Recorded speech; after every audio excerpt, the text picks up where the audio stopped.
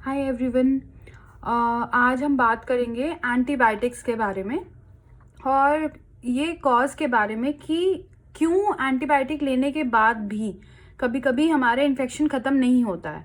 कभी कभी हम जो एंटीबायोटिक अभी तक काम कर रही थी वो एंटीबायोटिक अब क्यों काम करना बंद हो जाती है, या उससे हमारा फीवर या फिर हमारा इन्फेक्शन या फ्लू सिम्टम्स या जो भी हमें अभी तक ठीक हो रहा था वो अब ठीक क्यों नहीं हो पा रहा है।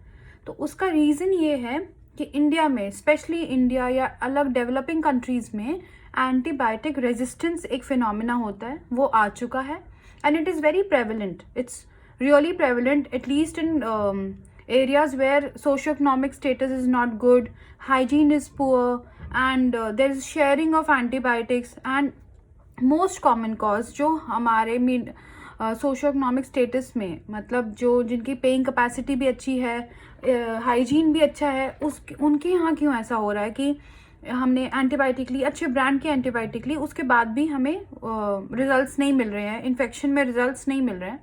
उसकी वजह है कि आप अपना जो पहले कोर्स, मान लीजिए आपने ओफ्लॉक्सासिन ली है, अभी आपको 2 डोजेस के बाद ठीक लगने लग गया, तो आपने तीसरी डोज नहीं ली, तो उस वक्त इन्फेक्शन उसने ठीक कर दिया, पर अब अगली बार जब आप ओफ्लॉक्सासिन लेंगे तो वहाँ पे रेजिस्टेंस धीरे धीरे डेवलप हो जाता है, क्योंकि आपने अपना कोर्स पूरा नहीं किया है।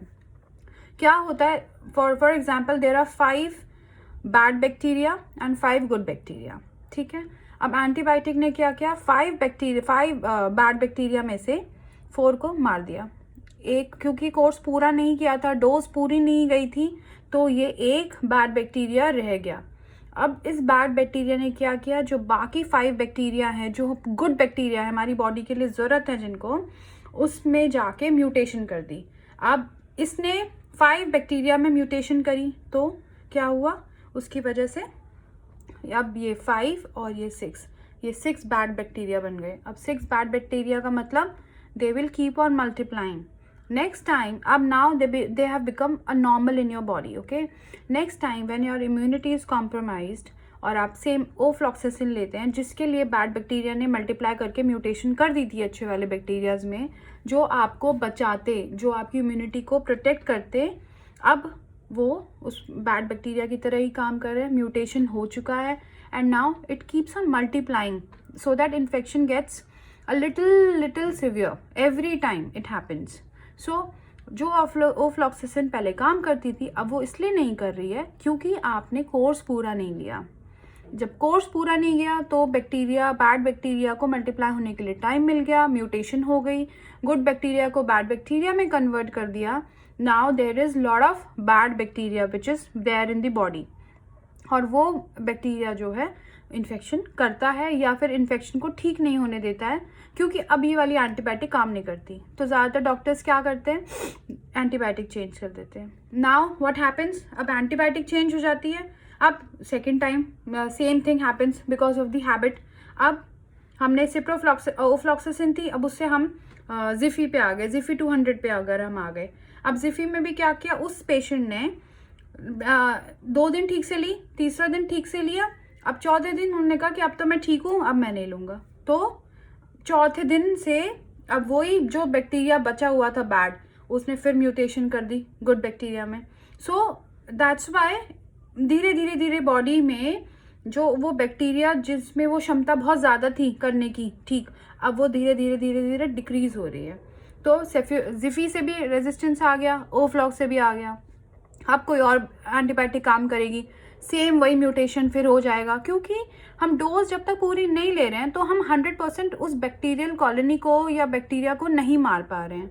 अब वो जब नहीं मार पा रहे हैं तो डेफिनेटली वो म्यूटेशन करेगी बाकी चीज़ों के लिए। तो बॉडी में म्यूटेशन को बचाना है, बैड को गुड बैक्टीरिया में कन्वर्ट होने से रोकना है, तो गुड बैक्टीरिया को बैड बैक्टीरिया में कन्वर्ट होने से रोकना है, तो डोजेज पूरी लीजिए, चाहे आपके सिम्टम्स ख़त्म हो गए हों। 5 दिन का अगर कोर्स डॉक्टर ने लिखा है, फिजिशियन ने लिखा है, तो आप उसे 5 दिन का ही लीजिए, चाहे आप 2 दिन में ही ठीक हो जाएं। क्योंकि अगर एक बार म्यूटेशन हो जाता है, एक बार रेजिस्टेंस डेवलप हो जाता है, देन इट इज़ इरिवर्सिबल।